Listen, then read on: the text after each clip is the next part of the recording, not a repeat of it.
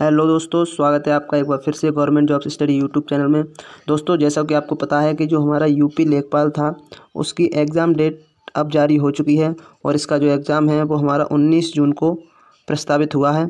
तो अब इसकी तैयारी में आप लोग जुट जाइए। और जो हमारा ग्राम समाज के लिए जो प्रैक्टिस सेट की सीरीज़ चल रही थी जिसमें हम 25 क्वेश्चन डिस्कस करते थे, वो हम उसका जो आज तीसरा सेट है वो हम आज शुरू करने जा रहे हैं।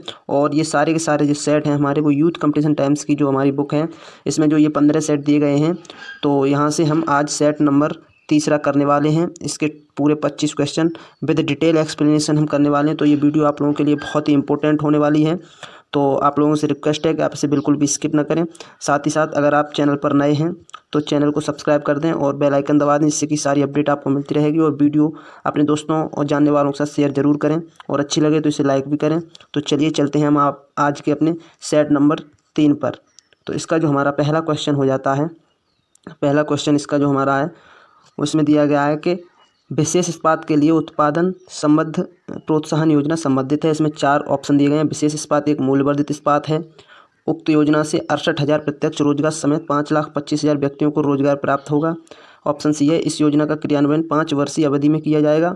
ऑप्शन डी, उपरोक्त सभी कथन सकते हैं। तो इसका जो राइट आंसर हो जाता है हमारा ऑप्शन नंबर डी हो जाता है। ये जो हमारी योजना है वो विशेष इस्पात से संबंधित है, यानी कि इसके उत्पादन में इसका प्रोत्साहन के लिए सरकार द्वारा ये लॉन्च की है। और इसमें जो है वो 40,000 करोड़ के निवेश की सरकार ने उम्मीद जताई है। तो इसका नेक्स्ट क्वेश्चन हम चलते हैं। नेक्स्ट है हमारा, केसर के पौधे का कौन सा भाग उपयोग में लाया जाता है। तो इसका जो हमारा राइट आंसर हो जाता है वो हो जाता है ऑप्शन नंबर डी, यानी कि वर्तिकाग्र।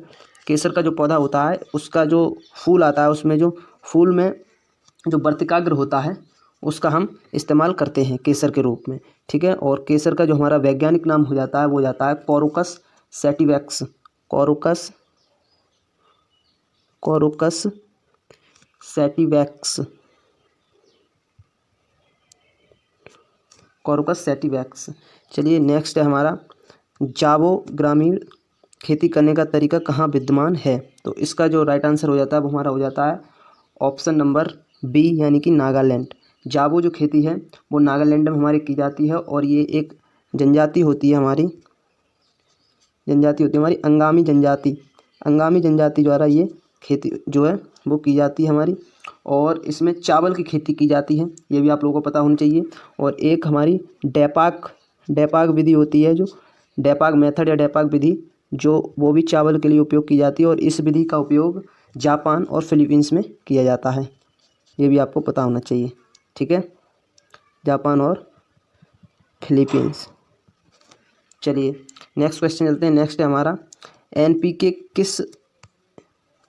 किस अनुपातिक प्रयोग की संस्तुति की गई है। एनपीके के किस अनुपातिक प्रयोग की संस्तुति की है। एनपीके एक उर्वरक होता है, यानी कि जो हम खेतों में इस्तेमाल करते हैं। तो इसमें एन नाइट्रोजन, पी फॉस्फोरस और के पोटास होता है, पोटेशियम बोलते हैं जिसे हम। तो इसका जो अनुपात है वो 4:2:1 होता है, ठीक है। चलिए नेक्स्ट चलते हैं हम। नेक्स्ट हमारा क्वेश्चन नंबर है 79 क्वेश्चन है, ग्राम उजाला योजना की शुरुआत उत्तर प्रदेश के किस ज़िले से की गई। तो इसमें 4 ऑप्शन दिए हैं, लखनऊ, वाराणसी, आगरा, कानपुर। तो इसका जो राइट आंसर हो जाता है वो हमारा हो जाता है वाराणसी, यानी कि ग्राम उजाला योजना जो है वो वाराणसी से हमारी शुरू की गई थी। और इस योजना की शुरुआत जो है वो हमारी 24 मार्च 2021 को की गई थी। इस योजना के तहत प्रत्येक परिवार को एलईडी बल्ब मुफ्त वितरित करने का सरकार का लक्ष्य है। चलिए नेक्स्ट क्वेश्चन है हमारा, देश का पहला फ्रंट विलेज कहाँ विकसित किया जा रहा है। तो इसका जो राइट आंसर हो जाता है वो हमारा हो जाता है ऑप्शन नंबर डी, यानी कि बनारस। जो पहला फ्रंट विलेज है देश का वो बनारस में विकसित किया जा रहा है। फ्रंट विलेज में हमारे में ये जो विलेज होगा ये जो है रोड, रेल व जल तीनों ही मार्ग से कनेक्ट होगा, यानी कि जुड़ा होगा। और ये बनारस के पास में, बनारस में एक गांव बनाया जा रहा है। इसके तहत बनारस को एक हब के रूप में विकसित किया जाएगा। चलिए नेक्स्ट क्वेश्चन हमारा, संयुक्त राष्ट्र द्वारा घोषित अंतर्राष्ट्रीय योग दिवस सारे विश्व के ग्रामीण एवं शहरी इलाकों में किस दिन मनाया गया। तो इसका राइट आंसर हो जाता है ऑप्शन नंबर बी, 21 जून। बहुत ही ईजी क्वेश्चन है ये। और 21 जून 2015 को पहली बार भारत सहित पूरे विश्व में योग दिवस मनाया गया था 21 जून 2015 को। तो ये आपको पता होना चाहिए। चलिए नेक्स्ट क्वेश्चन है हमारा, एक ग्राम पंचायत में महिलाओं के लिए कितने प्रतिशत पद आरक्षित होने चाहिए? तो इसका राइट आंसर हो जाता है ऑप्शन नंबर ए, यानी कि 33%। जो हमारी ग्राम पंचायत है इसमें 33% महिलाओं के लिए जो पद हैं वो आरक्षित हैं। अब हमारे जो भारतीय संविधान है उसमें जो ग्राम पंचायतें हैं वो 73वें संविधान संशोधन, जो 73वां संविधान संशोधन हुआ था 1992, इसमें 1992 में शामिल की गई थी, संवैधानिक दर्जा इसमें प्राप्त हुआ था और इसी के तहत महिलाओं को जो 33% आरक्षण प्राप्त हुआ था। और इसके तहत भाग 9 को संविधान में ऐड किया गया था और साथ ही साथ हमारी जो ग्राम पंचायत हैं उनमें 29 विषय पर कानून बनाने का उन्हें अधिकार दिया गया, ये आपको पता होना चाहिए। चलिए नेक्स्ट क्वेश्चन है हमारा, क्वेश्चन नंबर 83 क्वेश्चन है, 2011 की जनगणना के अनुसार उत्तर प्रदेश का सबसे अधिक जनसंख्या वाला शहर कौन सा है? तो इसका जो हमारा राइट आंसर हो जाता है ऑप्शन नंबर बी हो जाता है। इस ऑप्शन के अकॉर्डिंग लखनऊ जो है हमारा इन ऑप्शंस में सबसे ज़्यादा जनसंख्या वाला शहर है 2011 की जनगणना के अनुसार। उत्तर प्रदेश के जो 5 सर्वाधिक जनसंख्या वाले शहर हैं वो हम आपको बता देते हैं। सबसे पहले हमारा है प्रयागराज, सबसे पहला हमारा हो जाता है प्रयागराज। इसके बाद है हमारा मुरादाबाद। ये 5 ज़िले हम आपको बता रहे हैं। मुरादाबाद के बाद हो जाता है हमारा गाज़ियाबाद,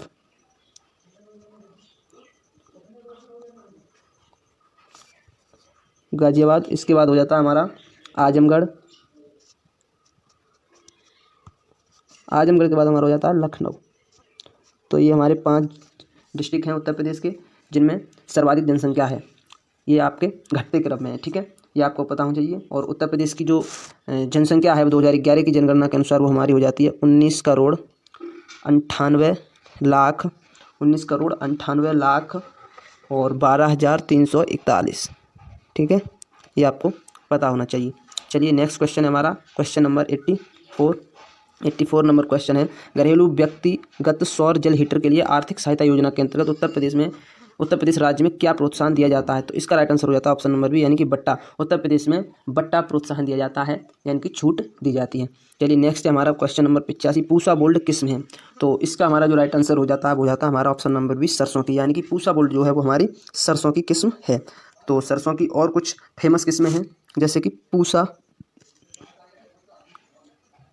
बरनी, पूसा बरोड़ा, आगे हो जाती है हमारी पूसा महक और पूसा अग्रणी। इधर लिख देते हैं पूसा महक और पूसा अग्रणी, ये हमारी कुछ सरसों की फेमस किस्म हैं। चलिए नेक्स्ट क्वेश्चन है हमारा, क्वेश्चन नंबर 86 नंबर क्वेश्चन है, अशोक मेहता समिति ने पंचायती राज के लिए किस प्रतिमान की संस्तुति की थी? तो इसका जो हमारा राइट आंसर हो जाता है वो है तो ऑप्शन नंबर बी, यानी कि द्विस्तरीय। जो अशोक मेहता समिति है वो हमारी 1977 में मोरारजी देसाई जब पीएम थे उनके कार्यकाल में अशोक मेहता जी की अध्यक्षता में गठित की गई थी और इसने जो है वो 1978 में अपनी रिपोर्ट सरकार को सौंपी, जिसके तहत इन्होंने बताया कि पंचायती राज में जो पंचायतें हैं वो 2 स्तरीय होनी चाहिए, एक हमारी जिला स्तर पर और दूसरी मंडल स्तर पर, ठीक है। चलिए नेक्स्ट क्वेश्चन है हमारा, क्वेश्चन नंबर 87 नंबर क्वेश्चन कह रहा है कि संविधान के 73वें संशोधन अधिनियम 1992 के अंतर्गत पंचायती राज व्यवस्था निम्न में से किस पर लागू नहीं होगी? तो इसका जो हमारा राइट आंसर हो जाता है वो है तो ऑप्शन नंबर ए, यानी कि नागालैंड, मेघालय और मिजोरम, जो कि ये 3 नॉर्थ ईस्ट के हमारे राज्य हैं, यहाँ पर जो है पंचायती राज व्यवस्था लागू नहीं होगी, क्योंकि यहाँ पर जो है वो ऑटोनोमस स्टेट है, मतलब यहाँ पे छोटे छोटे जो आदिवासी जनजातियाँ हैं उन्हीं को यहाँ का लोकल जो गवर्नेंस है वो यही लोग संभालते हैं, ठीक है। तो चलिए नेक्स्ट क्वेश्चन है हमारा, next slide, question number 88 number question है, भारत में पंचायती राज प्रतिनिधित्व करता है? ऑप्शन ए शक्तिशाली शक्तियों का विकेंद्रीकरण, ऑप्शन बी लोगों की हिस्सेदारी, ऑप्शन सी सामुदायिक विकास, ऑप्शन डी ये सभी। तो इसका जो राइट आंसर हो जाता है हमारा ऑप्शन डी हो जाता है, यानी कि ये सभी, क्योंकि जो हमारा पंचायती राज है वो इन तीनों ही चीज़ों को फॉलो करता है। चलिए नेक्स्ट क्वेश्चन है हमारा, क्वेश्चन नंबर 89, इसमें दिया गया हमारे निम्नलिखित में से कौन सा कार्य स्थानीय स्वशासन के अधिकार क्षेत्र में नहीं आता, अर्थात पंचायती राज के अंतर्गत नहीं आता। ऑप्शन दिए गए हमारे सार्वजनिक स्वास्थ्य, स्वच्छता, जनोपयोगी सेवा, ऑप्शन डी सार्वजनिक अनुशासन का रखरखाव। तो इसका राइट आंसर हो जाता है हमारा ऑप्शन नंबर डी सार्वजनिक अनुशासन का रखरखाव, क्योंकि जो हमारी पंचायतें हैं उन्हें जो 29 विषयों पर कानून बनाने की शक्ति दी गई है, साथ ही साथ जो हमारी नगर पालिका हैं उन्हें जो है 18 विषयों पर कानून बनाने की शक्ति दी गई है। तो इसके तहत जो सार्वजनिक अनुशासन का रखरखाव है ये हमारे पंचायती राज में नहीं आता है, ये आपको पता होना चाहिए। चलिए नेक्स्ट क्वेश्चन है हमारा क्वेश्चन नंबर 90। इसमें दिया गया है कि केंद्र से राज्यों को कर आय का बंटवारा करने के लिए पहली बार गाडगिल सूत्र किस वर्ष प्रारंभ किया गया। तो इसका राइट आंसर हो जाता है ऑप्शन नंबर ए 1969-70। जो गाडगिल सूत्र है ये पाँचवें वित्त आयोग के अध्यक्ष थे D.R. गाडगिल। पाँचवें जो वित्त आयोग था उसके ये अध्यक्ष थे। तो इन्होंने एक फार्मूला तैयार किया था जिसे हम गाडगिल सूत्र या गाडगिल फार्मूला बोलते हैं। इस फार्मूला के तहत जो है वो केंद्र और राज्यों के जो इनकम है या कर आय है उसके बंटवारा होता है। चलिए नेक्स्ट है हमारा क्वेश्चन नंबर 91 नंबर क्वेश्चन है, निम्नलिखित में से कौन सी संविधानेतर संस्था है। तो इसका जो राइट आंसर हो जाता है हमारा ऑप्शन नंबर सी हो जाता है योजना आयोग। योजना आयोग जो है संविधानेतर से मतलब जो संविधान से अलग हो, संविधान में जिसका वर्णन नहीं हो, तो योजना आयोग जो है हमारा ये संविधानेतर संस्था हो जाती है। और इसका गठन जो है वो 15 मार्च 1950 को किया गया था।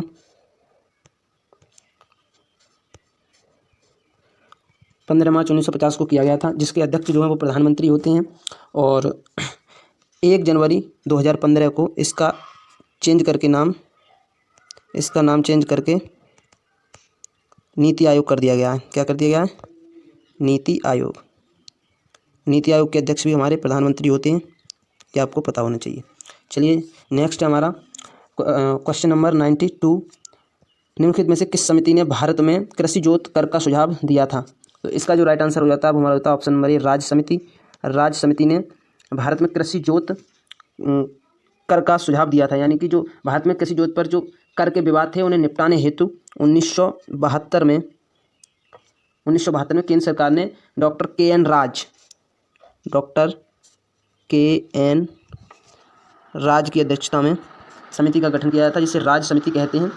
और इसी के तहत जो भारत में जो कृषि जोत में जो विवाद होते थे टैक्स देने में, उसको निपटाया जाता है।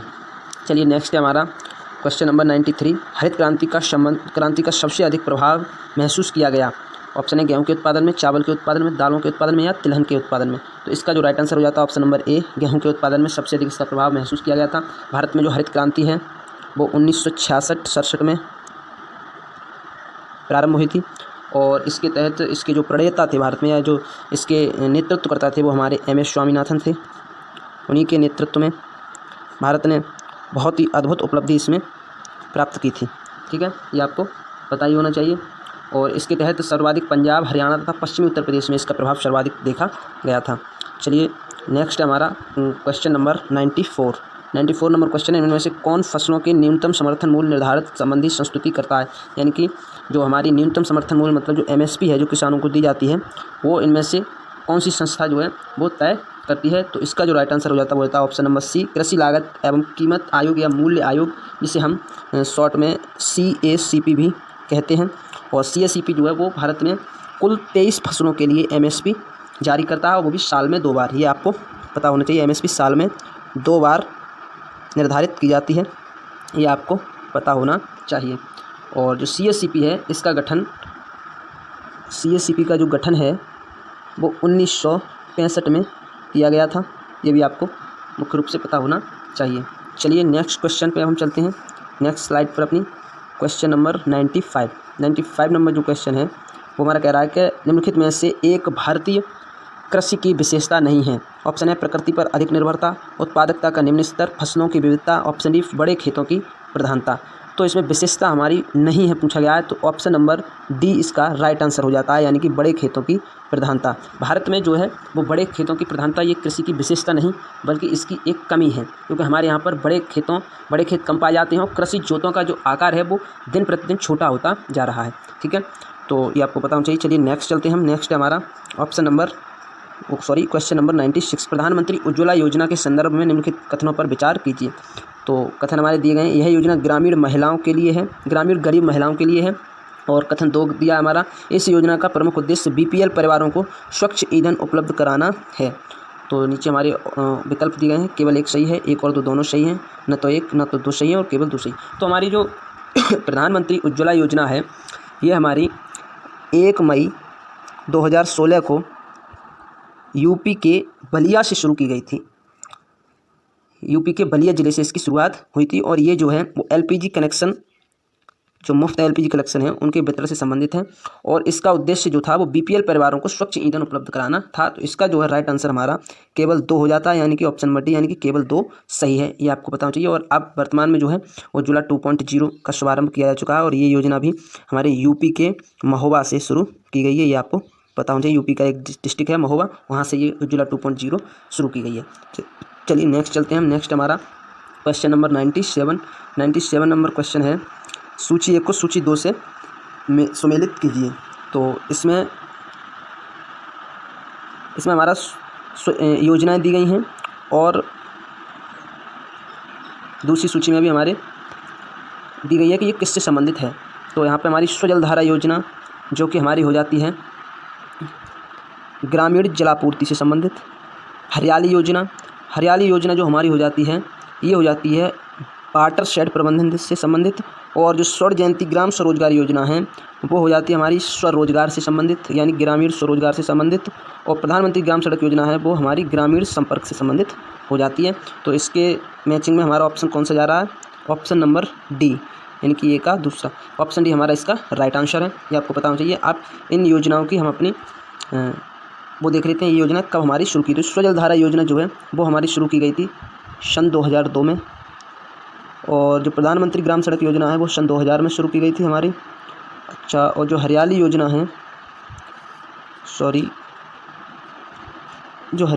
है वो हमारी शुरू की गई थी सन 2003 में।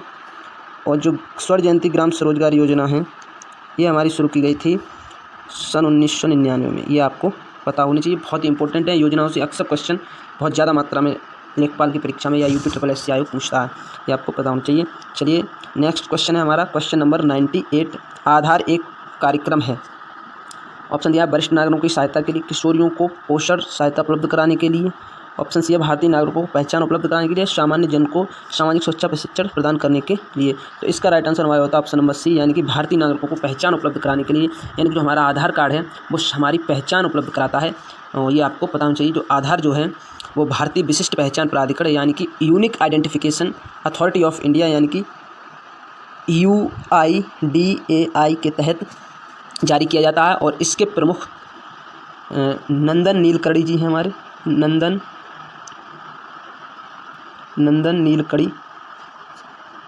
नीलकड़ी जी हैं।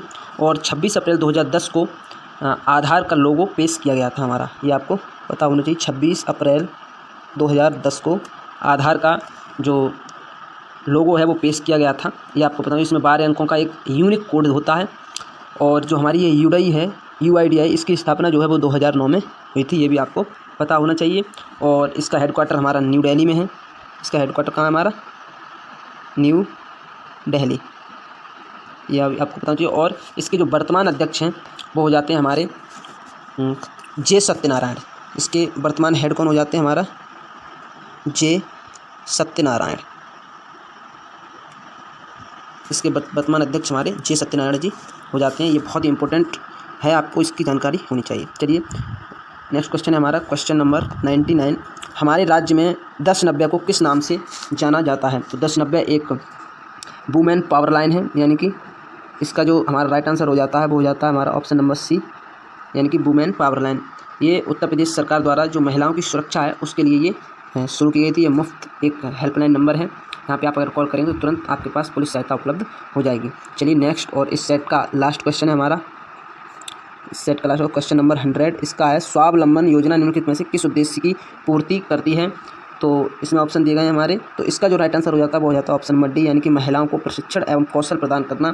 तो स्वावलंबन योजना का हमारा मुख्य कार्य हो जाता है। इसके तहत महिलाओं की स्थिति में सुधार करना इस सरकार का प्रमुख लक्ष्य है, यानी कि महिलाओं को कौशल व मतलब स्किल ट्रेनिंग देकर उन्हें रोजगार उपलब्ध करवाना ये सरकार का प्रमुख लक्ष्य है, यानी कि महिलाओं को स्किल्ड बनाना। ठीक है, तो ये था आपका सेट, जिसे हमने बहुत ही अच्छी तरीके से आज कंप्लीट किया है विद एक्स्ट्रा फैक्ट के साथ, और जो कि आपके एग्ज़ाम के दृष्टिकोण से बहुत ही इंपॉर्टेंट है।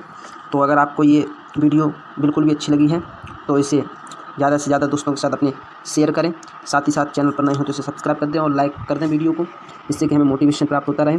और हमें कमेंट करके ज़रूर बताएं, जिससे कि हम इसमें और सुधार कर सकें। तो थैंक्स फॉर वॉचिंग।